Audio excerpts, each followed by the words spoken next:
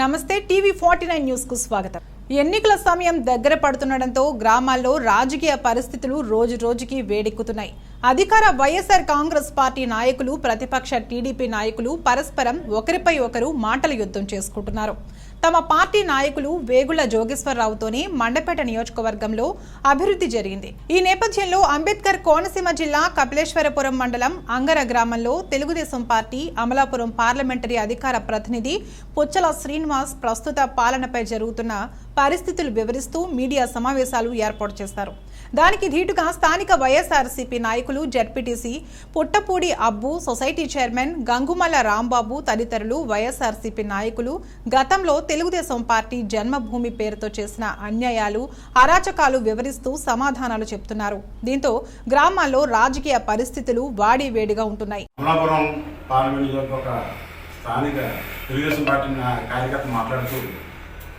తోట తిరుమతి గారి గురించి, జగన్మోహన్ రెడ్డి గారి గురించి విమర్శలు చేశారు. ఫస్ట్ ఏంటంటే, నీ స్థాయికి స్థానిక వైఎస్ఆర్ కాంగ్రెస్ పార్టీ నాయకుడైనటువంటి, ఇన్ఛార్జ్ అయినటువంటి, శాసనమండలి సభ్యులైనటువంటి తోట తిరుమతి గారి గురించి కానీ, ఈ రాష్ట్ర ప్రీత ముఖ్యమంత్రి వైఎస్ జగన్మోహన్ రెడ్డి గారి గురించి మాట్లాడే అర్హత నీకు లేదు. ఫస్ట్ మీరు అది గుర్తుపెట్టుకోవాల్సిందిగా తెలియజేస్తున్నాను. మీరు మాట్లాడుతూ నేను అంటారు, ప్రజల్ని కించపరిచేలా తోటముద్దు గారు మాట్లాడుతున్నారు. మా నాయకుడు ఎప్పుడు కూడా ప్రజల్ని కించపరిచే ఉద్దేశం ఇప్పుడు కాదు, 1994 నుండి స్టిల్ 2023 వరకు కూడా ప్రజల మనిషి ఈ జిల్లాలో తోటముద్దు సందర్భంగా మీరు అందరూ తెలియజేస్తున్నారు.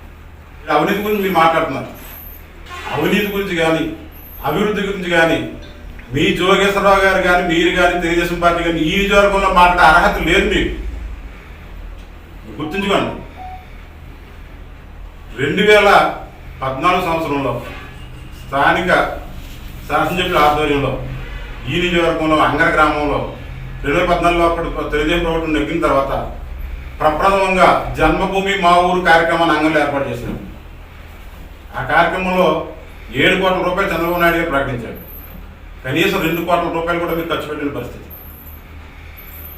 ముఖ్యంగా ఈరోజు ఈ గ్రామంలో మురికి కోపంలో అయిపోవడానికి కారణం కూడా జోగేశ్వరరావు గారు. మీరు గుండె మీద చేసిన ఒక విషయం చెప్పండి. 2009లో కానీ, 2014లో కానీ, 2019లో కానీ డబ్బులు పంచి మీ నాయకుడు వేగుల జోగేశ్వరరావు గారు శాసనసభకు వెళ్ళి వాస్తవమా కాదని అడుగుతున్నారు. ఇవాళ మీరు గుండె మీద చేసి చెప్పండి. అటువంటి మీరా మా నాయకుడి గురించి మాట్లాడేది? పెద్దలు మాకు నేర్పింది సంస్కారం, గౌరవం ఇచ్చి గౌరవం పుచ్చుకోవటం, మర్యాద ఇచ్చి మర్యాద పుచ్చుకోవటం. మీరిచ్చిన కౌంటర్లు అది మీ విజ్ఞతగా వదిలేస్తున్నాం. నేను తెలుగుదేశం పార్టీ కార్యకర్తని, నాయకుడిని నేనాడు కూడా నేను చెప్పుకోవాలి. ఒక సామాన్య కార్యకర్త నుంచి జిల్లా స్థాయి నాయకుడి వరకు తీసుకొచ్చిన మా నాయకుడు వేగుల జోగేశ్వరరావు గంటాపదం గడిస్తుంది. ఇక రాంబాబు గారు మాట్లాడుతూ జన్మభూమి కమిటీలో ఎన్నో అరాచకాలు చేశారు పుచ్చల శ్రీనివాస్ గారు, భయభ్రాంతులకు గురి చేశారని చెప్పి విమర్శించారు. సంతోషం. జన్మభూమి కమిటీలో నేను చైర్మన్గా ఉన్నప్పుడు అంగర గ్రామంలో భయభ్రాంతులు అరాచకాలు చేస్తే, మొన్న జడ్పీటీసీ ఎన్నికలలో అంగర గ్రామ ప్రజలు నన్ను ఎలా ఆదరించారన్నది మీ పక్కనున్న అబ్బుగారికి తెలుసు, మీకు తెలిసి ఉంటున్నారుగా. విమర్శించే స్థాయి లేదు నీకు అన్నారు. ఎందుకు లేదు స్థాయి అంటే ఏంటి నాకు మీరు ఒక అర్థం చెప్పాలి. ఒక శాసనసభ్యునిగా మా వేగుల జోగేశ్వరరావు గారిని ఎన్నో సమావేశాలలో, ప్రభుత్వ సమావేశాలలో స్టేజీల మీద ఎంత అవమానపరిచారు, ఎన్నిసార్లు అవమానపరిచారు మర్చిపోయారు మీరు. ఒక సీనియర్ నాయకులు అయినట్టు మన తోట తిరుమతులు గారు వచ్చిన తర్వాత, అరే మెండపేట నియోజకవర్గ శాసనసభ్యులు అయినా ప్రోటోకాల్ ప్రకారం గౌరవం ఇవ్వాలని కూడా చూడకుండా మీ అందరి సమక్షంలో ఎన్నిసార్లు అవమానించారు. అప్పటికే మేము మాట్లాడాలంటే మా నాయకుడు మమ్మల్ని తొక్కుపట్టారు. ఎందుకంటే ఏదో అంటారులే వదిలేయండి అని చెప్పి అనేవారు. మేము ఖండించడానికి కూడా ఆయన ఒప్పుకోవాలి, నేను పే చేస్తాను, మీకు ఎందుకు అప్పుడే ఇబ్బంది అని. అది మా నాయకుడి యొక్క ప్రవృత్తి.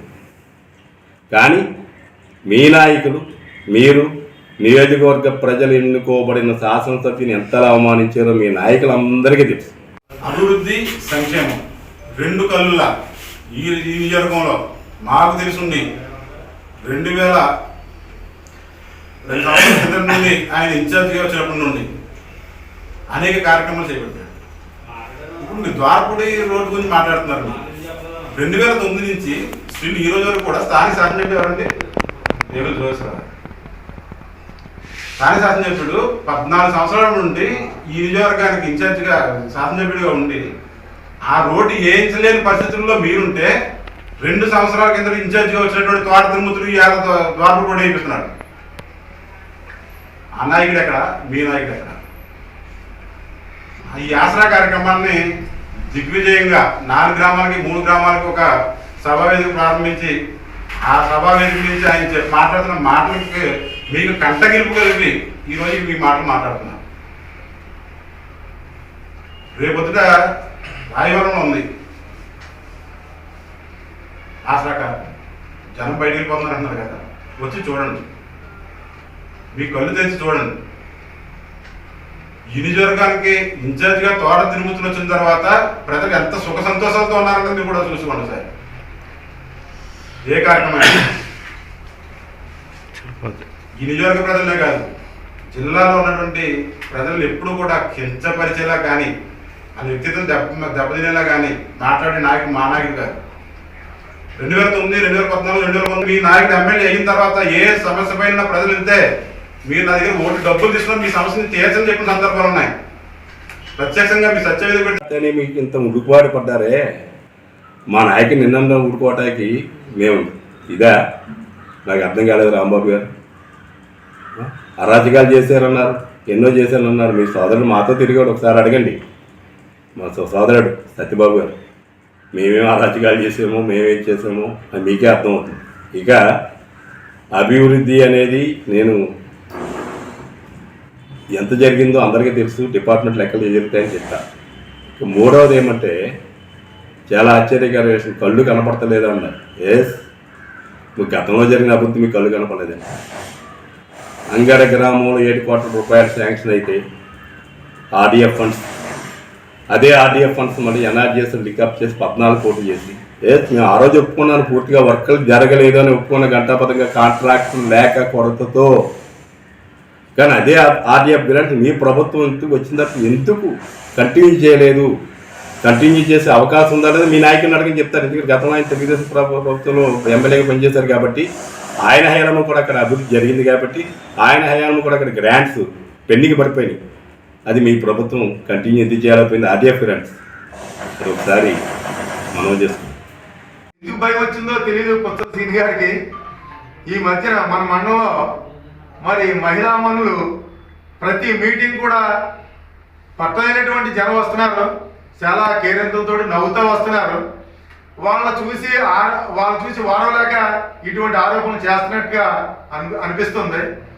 మరి శ్రీనివాస్ గారు మీరు చూస్తున్నారు, గతానికి ఇప్పటికి ఒకసారి మీరు ఆలోచించుకుంటే మంచిది. గతంలో గ్రామంలో ఏదో ఒక మీ నాయకులు 4-5 చేతిలో పెట్టి పరిపాలన చేసి వాళ్ళకి మీరు కావాల్సినటువంటి వాళ్ళకే లోన్లు ఇవ్వడం జరిగింది. కానీ మా నాయకుడు మా తోట త్రిమూర్తులు గారు కానీ మా నాయకుడు జగన్మోహన్ రెడ్డి గారు కానీ ఈ రోజున కులం కానీ మతం కానీ ఒక పార్టీ కానీ చూడకుండా అర్హుడైతే అన్ని కులాల్లోని కూడా అన్ని మతాల్లోని కూడా అన్ని పార్టీ వాళ్ళకి కూడా మరి అర్హత ఉన్న వాళ్ళందరూ కూడా ఇవ్వడం జరుగుతుంది. ఒకసారి మీరు ఇది ఆలోచించవలసిన విషయం. మరి ఇటువంటి ఆరోపణలు చేయడం తగదు మీకు. ఇంకొక విషయం, ఏదో రుణాలు చేస్తున్నారు, ఇంత ఉంది అంత ఉందని చెప్తున్నారు. గతంలో చేసిన రుణాలకి ఏమైనా లెక్క ఉన్నాయా? మా జగన్మోహన్ రెడ్డి గారు చేసే రుణాలకి అన్నింటికి కూడా ఒక లెక్క ఉంది. ఆ లెక్క చూపిస్తున్నాడు ఆయన, మీరు చూపించలేకపోయేది. కానీ ప్రతిదీ కూడా అభివృద్ధికి వెళ్తుంది. ప్రతి కుటుంబం కూడా అభివృద్ధి చెందింది. రేపు రాయబోయే రోజుల్లో జగన్మోహన్ రెడ్డి గారి యొక్క ఆదరణ చూసి మీరు వారవలేక ఇటువంటి ఆరోపణలు చేయడం మంచిది కాదని చెప్పేసి నేను ఆరోపిస్తున్నాను. ఇవ్వట్లేదండి రైట్. అబ్బుగారిని సంక్షేమ పథకాలు ఇవ్వట్లేదని అడగట అంటల్లా. సంక్షేమ పథకాల పేరుతో రాష్ట్రాన్ని సంక్షోభంలో నెట్టుతున్నారని పాయింట్అవుట్ చేస్తున్నాం. మీరు విద్యార్థులు, చదువుకున్నవారు, వ్యాపారవేత్త, మన రాష్ట్ర రాజధాని ఏమైంది? తెలుగుదేశం అయ్యేలా జరిగిన 71% పోలవరం ప్రాజెక్ట్ ఏమైంది? విద్యుత్ కొరత ఏంటి? విద్యుత్ పొజిషన్ ఎట్లా ఉంది?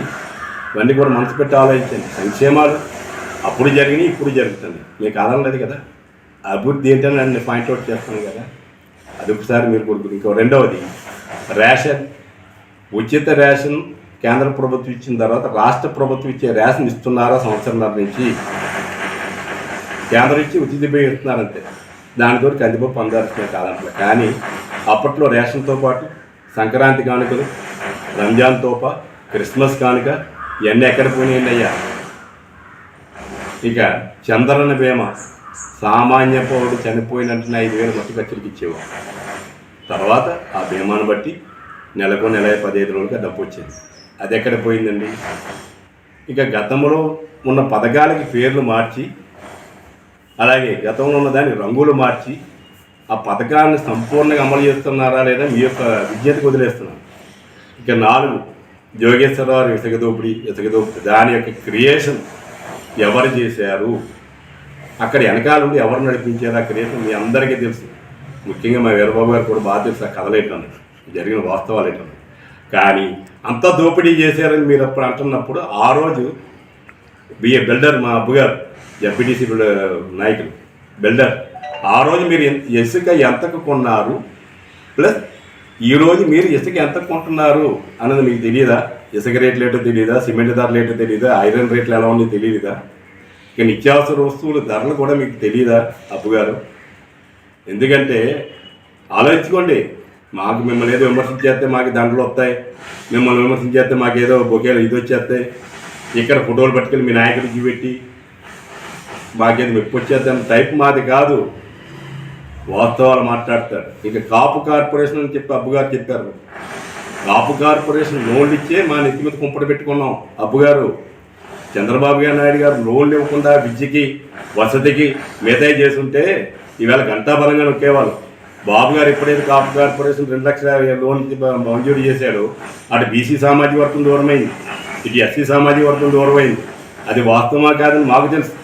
కానీ అదే కాపులకి చంద్రబాబు నాయుడు గారి టైంలో 5% రిజర్వేషన్ అమలు చేసి కేంద్ర ప్రభుత్వానికి రాస్తే మీ ప్రభుత్వం వచ్చి మీ జగన్మోహన్ రెడ్డి గారు కాపుల రిజర్వేషన్ తొక్కిపెట్టారు. వాస్తవం కాదా? ఏ కాపు నాయకులకి నోళ్ళు లేవా రిజర్వేషన్ అమలు చేయాలి చెప్పడానికి? చివరికి మన సుప్రీంకోర్టులో కూడా ఇచ్చింది ఏమని? కాపులకి రిజర్వేషన్ సబబే అని చెప్పి. అంటే ఇక్కడ కులాన్ని మీరు ఎత్తారు కాబట్టి నేను కులాన్ని ఎత్తా, లేకపోతే కులాన్ని కూడా మాట్లాడేది. కుల మత భేద వర్గాలు లేని నాయకులు మేము, పార్టీ మాది, అంతే. కులాన్ని ఎగదవేయాలా? ఉత్సల సీని గారు, మన తెలుగుదేశం నాయకులు కొన్ని ఆరోపణలు చేయడం జరిగింది. ఈ ఆరోపణలు జే అంటే జగన్ గారు పార్టీ అని, టీ అంటే మన తోట త్రిమూర్తులు గారి పార్టీ అని కొన్ని లేనిపోయిన ఆరోపణలు చేయడం జరిగింది. మీ ప్రభుత్వం వచ్చిన తర్వాత మీ పాలకుల శిష్యులు రబ్బాని గారు 10 కోట్ల సంథింగ్ ఎంతో పెనాల్టీ వేశారు. గుర్తుందా మీకు? కపిలేశ్వరపురం ర్యాంపులు అయితే, తార్పూర్ ర్యాంపులు అయితే, ఇదేంటైతే ఎందుకు వేశారు సార్ పెనాల్టీ? ఎందుకు వేశారు చెప్పండి? అది జేటీఎం అంటున్నా. జేటీఎం అని ఎందుకు అన్నానండి? కట్టారో లేదు మీకు తెలియాలా, లేకపోతే కలెక్టర్ గారు తెలియాలా? కానీ వేసింది వాస్తవమా కాదని అడుగుతుంది. రెండోది, నారాయణలంక భూములు ఎక్కడో ఇళ్ల స్థలాలు కప్పెట్టాలని నారాయణలంక భూములు తవ్వకాలు పెట్టారు. జోగేశ్వరరావు, బండారు సత్యానందరావుతో నేనున్నాను ఆ రోజు. మేము వెళ్ళిన తక్షణం మొత్తం ఆపేశారు. అక్కడ వాస్తవమా కాదు? అదేవిధంగా మన కపిలేశ్వరపురం ర్యాంపులో మా జోగేశ్వరరావు, నేను అప్పుడు ఊర్లో లేను, ఆయన వెళ్ళిన తర్వాత మళ్ళీ మొన్నటి వరకు కూడా ఇసుక ర్యాంప్ ఓపెన్ చేసి పరిస్థితి లేదు. వాస్తవమా కదా? అదేవిధంగా శ్రీరాంపురం, మరి ఎవరో అన్నారు యోగనాయకుడు ఎవరో మొదలు పెట్టించారు, లారీలు సీజ్ చేశారు, ఇది చేశారు. తర్వాత అక్కడ ఎంఆర్ఆర్ని బయటికి పంపించారు, ఆ ఎస్ఐ గారిని కూడా బయటికి పంపించారు. అది కూడా వాస్తవమా కదా?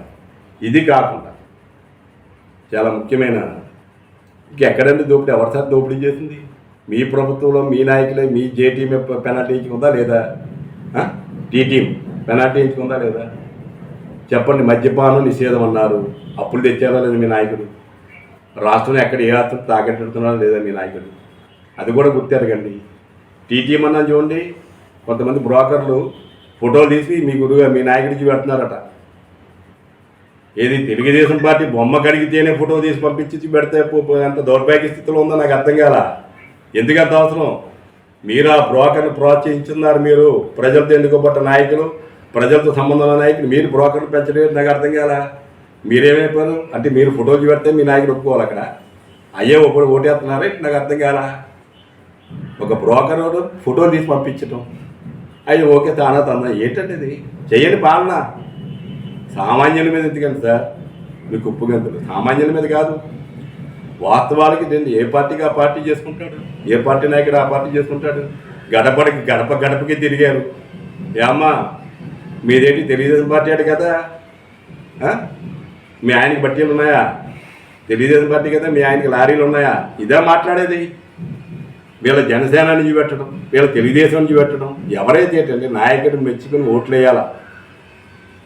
ఆ బ్రోకర్లే మీ నాయకుడి తిరిగిలేని మచ్చ తెస్తున్నారు. అది గుర్తుపెట్టుకోండి. అది నేను టీటీఎం అన్నా. ఇంకేమైనా చెప్పమంటారా? చెప్పండి, నేను దేనికైనా రెడీ. కారణం ఏంటంటే సాంప్రదాయ కుటుంబంలోంచి వచ్చా. మా పార్టీ క్రమశిక్షణ నేర్పింది. నా మాటలు లెక్కలు ఉంటాయి. లెక్కలేని మాటలు నా నోటి నుంచి రావు.